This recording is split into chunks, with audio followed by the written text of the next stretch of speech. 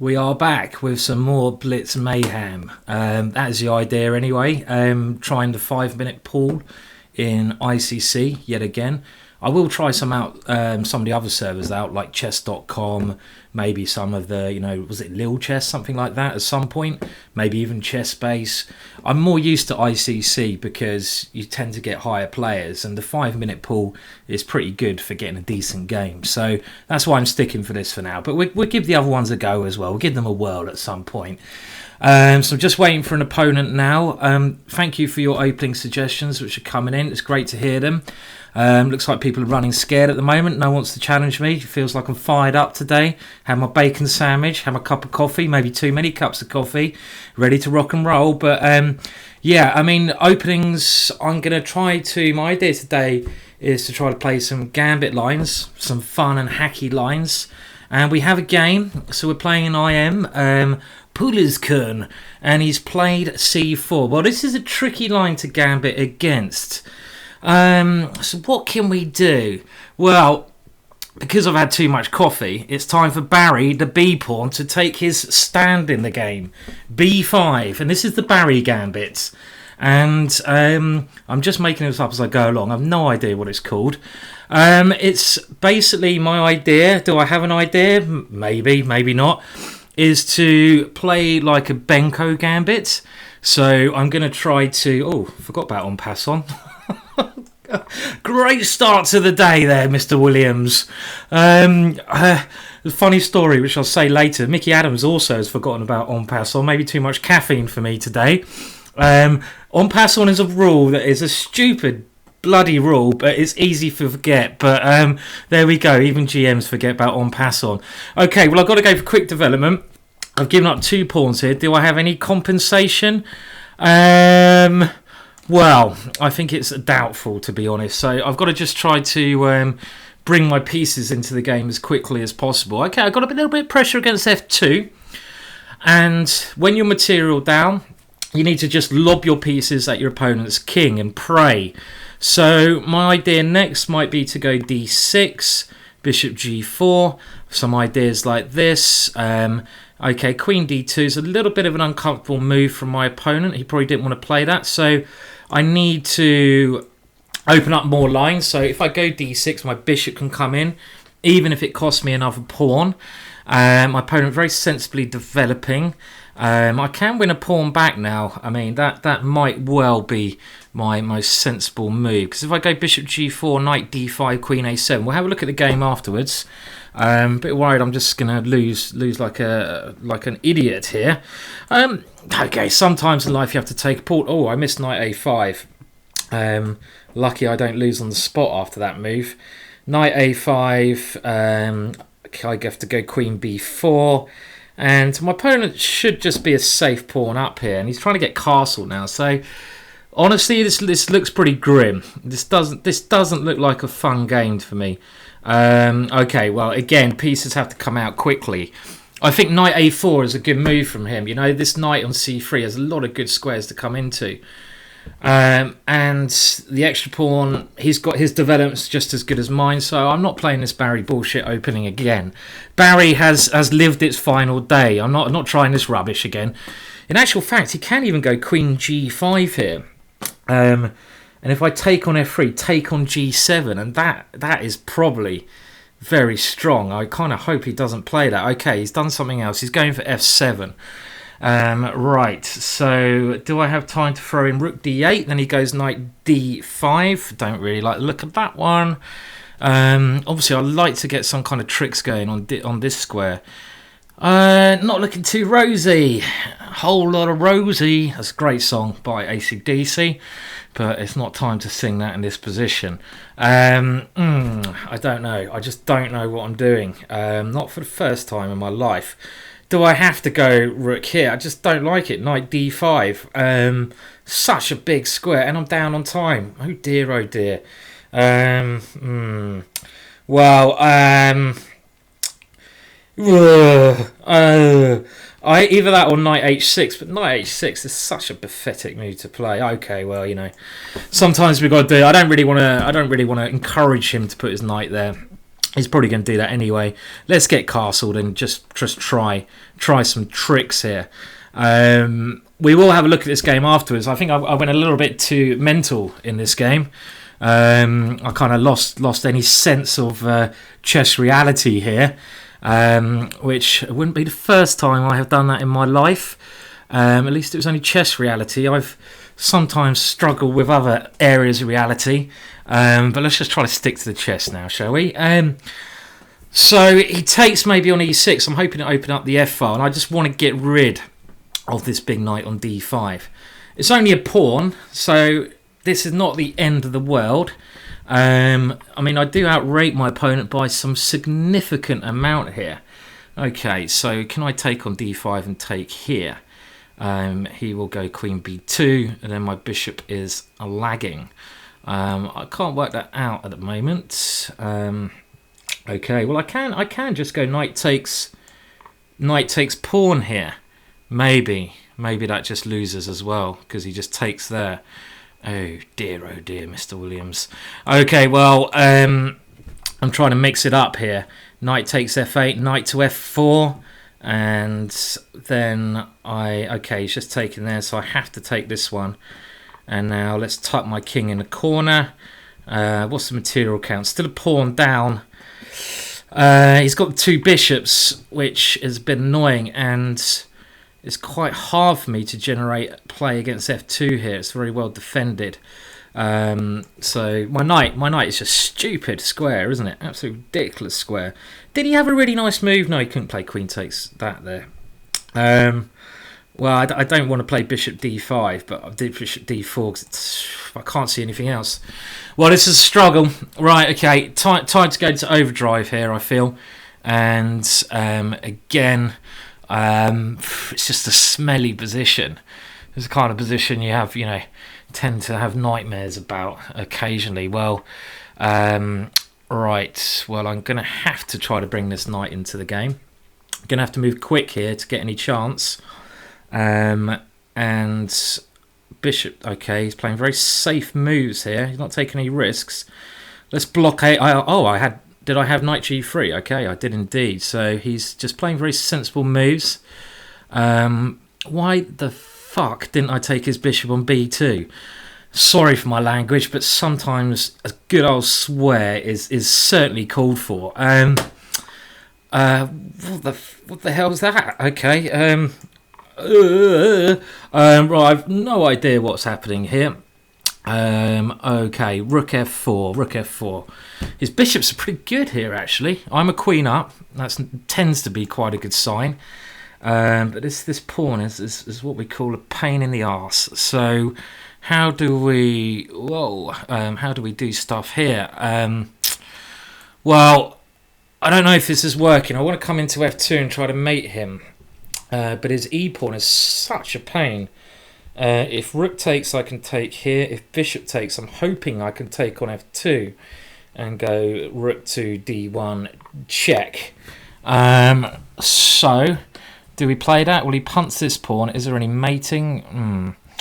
Don't know. This is very double-edged. I don't like his pawn getting so near to my king. And I've got 1 check, 2 check here, only 2 checks. So, if he pushes his pawn, I'm probably going to have to go rook e8 here. I don't see how I'm working this with rook d1 check. Nothing materializing here. So this is looking, I don't know, I just feel that very messy position, but his bishops are very good. And if he can get his bishop somewhere, okay, maybe this is still okay for me. I mean, it is a queen after all, and queens are quite handy in this game. I prefer to be a queen up than queen down, and you know, it's looking better than it was. Maybe the Barry B pawn opening is not so bad after all. Okay, we'll have a look who this guy is at the end. Well, I can have a quick glance now. Maybe he's an IM from Germany, and he's coming into this square here. That's a jolly annoying move, isn't it? That's a really good move, that one. And I'm running out of time. Oh dear. Okay, well, I'm going to have to try to get my queen. What the? Right. Well, I kind of deserved that, didn't I? It's probably time to swear yet again. Just goes to show that that was abysmal. Oh dear, just blundering my queen for nothing at all. Well, okay, we're playing a little bit just out of anger more than anything, but that was just pure shame. Dear. Words do not describe that. Just this rook, this kind of thing I kind of do occasionally in games, just leave something on pre, and then have to resign very quickly. Okay, right. Well, I'm just going to try to hustle somehow on time. He's moving very slow, isn't he? I mean, this gives me some vague hopes, not many hopes, but vague hopes. But the thing is, I'm really slow at this game as well, as you've probably seen in the past. It's a bit naughty doing this as well. I kind of feel dirty, just feel dirty. It just feels wrong, dirty doing this. And I'm probably, I don't deserve to win this game. It's just dirty. Okay, dirty. Just feel grubby. Stalemate. Yeah! Oof. Still feel dirty. I'm gonna have to go and wash my hands after that. That was just not nice. I mean, it's a nice little stalemate there, but that didn't feel right. I do kind of feel for my opponent who played much better than me in that game. It's quite a pretty stalemate though, isn't it? I didn't even mean to set that up. That's just one of those stalemates that happens out of chance. Kind of goes to show that even titled players like us two can be complete idiots at times. Hopefully that gives everyone hope. Maybe we'll have a little look at this game because it had some. It had some entertaining moments. So let's go through it. I mean, my idea was to play aggressively, and the Benko gambit. If you don't know what the Benko is, that is the opening like this, and you go b5 takes a6. Then you get a bit of play like this. This is the Benko, and the idea is at some point you get play on the A and B files. So I was kind of wondering, can we do an advanced Benko? Not sure. Probably not. And shows you how good form I'm in that after c5 I forgot he could go on pass on. So I'm even forgetting the rules of chess here. Funny story actually, Korchnoi was playing in a very, I think, the World Championship match against Karpov, and he had a chance to castle queenside, but his rook would be castling through the bishop's diagonal. And he wasn't sure if he was allowed to do this. You are allowed to do it. So he had to go up to the arbiter and say to the arbiter, am I allowed to castle in this position? This is like someone who was challenging for the World Championship. So I'm not the only one. Mickey Adams as well forgot about this on pass-on rule in one game. And really my position is not so comfortable here. Well, it's completely lost. Do I dare put it on the computer? Maybe we can have a brief look. I mean, I'm just trying to... Okay, so I'm already just 2.5 down. I mean, I'm just trying to get some kind of tricks going here. But my opponent's next move... Okay, the computer gives taken on d6. Good bit of advice here, though. If you're material up, don't get too greedy. You don't need to. Just try to return some of that material and develop your pieces. Hence why knight c3 is a good move here. And now, I have to win one pawn back, and he just develops very sensibly. And my position is just rotten. He's a safe pawn up here. Okay, so, I mean, this is all rotten, isn't it? It's all just smelly. At least I'm trying to get rid of his really strong knight on this outpost now. When your opponent has a piece which can't be kicked away from a pawn, you really have to try to exchange it off on an outpost. And that knight in the centre of the board is just dominating kingside and queenside. It's a beautiful piece. Okay, b4. And now, knight takes b4. And now he's only plus 5.5.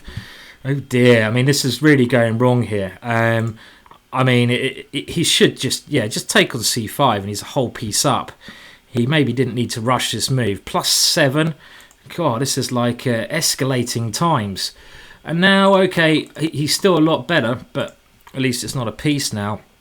And I mean, now it just got ridiculous. This game, it was like blunder after blunder. I mean, I go queen e7, he goes queen e4, and now I just there's just a piece on pre on b2, and I could just totally win this game by grabbing that piece. That is major blunder number one. You know, this guy's an IM. I'm supposed to be a GM. I do have the occasional good game as well, occasionally. I don't know, knight d6 seemed like a move, but not the best move. And now he went mental with rook takes d4. Surely a move that shows he should probably have a check at the psychologists. But I like his style. And now it gets so crazy because he has the two bishops versus my queen, but this big pawn on e6. So it's just very, very unclear, this position. I tried to swap off a pair of rooks, thought this might make it easier. And now, okay, what did I miss here? So, queen b4 the computer gives, with the idea that his bishop is now trapped. That's a great move. That's just such a simple move. Another bit of advice, if you have the queen and you're playing against minor pieces, the way you normally win is to make one of your opponent's pieces not coordinate so well. And this is a classic example. My queen can attack one of his uncoordinated pieces by going to b4, and then that piece will drop, and then I'm completely winning, of course. So when you're playing with the pieces against the queen, you should try to like coordinate them, make them defend each other, but he can't do that in this position. Queen c5, and now, well, I mean, what on earth happened here? Queen takes f2, e7, rook e8, and now this is a really tricky move to deal with. Did I just miss? I could check on e4, e1. Oh, I mean, that is such a blunder. Plus 10. I mean, that is just, I mean, God, this must be the worst game I've ever done a video on. Plus 10, for some reason, I still imagined his rook was on e4, defending that square, and rather than winning a whole piece, I dropped a whole queen.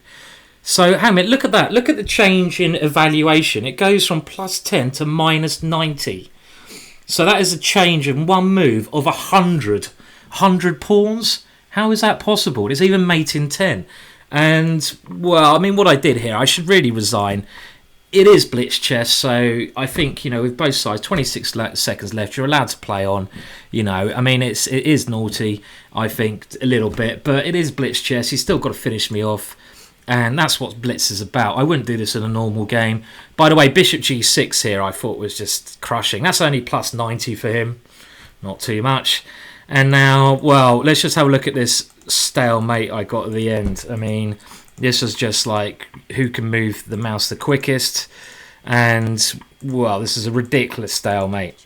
Absolutely ridiculous. I mean, okay. Like I said, I do need to go and wash my hands off this game. Not an impressive game at all. And now here, well, he only has 8 seconds left, so understandable. And now he falls to this trick where I take here. What should he play here? What was his main mistake? He could have gone g3 checkmate. And what a picturesque checkmate that would have been. Instead, the poor guy went bishop takes rook, stalemate. Shows you the difference between one move. Obviously, he was suffering in time there. I kind of hope he doesn't see this video because he's going to be kicking himself in there if he does. But anyway, that was more of an entertaining game than a good game. Basically, no one can claim that was a good game.